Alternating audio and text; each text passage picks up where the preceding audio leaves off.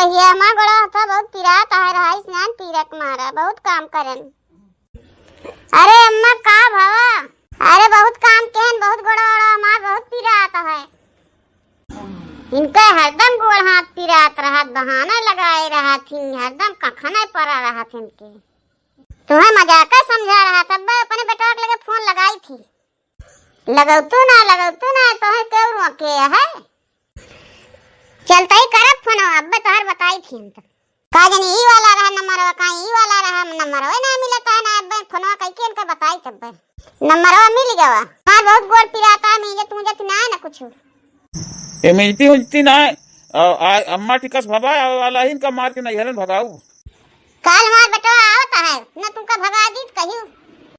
हम तो खुशी खुशी चली जावे नहरे जाता हरदम बहाने चाहिए इनका। छटकी हमारा बड़ा बहुत पिराता है अम्मी दे का अम्मा भाई बर्तन मांजत रहन है हमें नी ना पउवे छटकी और बड़की दोनों ऐसे नहीं है एक खान। अब मझिलकी बुलाई थी मझिलकी का अम्मा रील बनावत रहन खराब कर दी तीनों जनी एक जनी रील बनाती हैं एक जनी वो करती हैं हम जाते ही बनावे बनावतू ना है तो तुम्हें मजा आ रील बनावे में बच्ची का अम्मा तोरे मारा सुए ना पौते हम तुम काम चोर हो जाती है हम जाते ही 1 मिनट हमें सोवे ना देगी।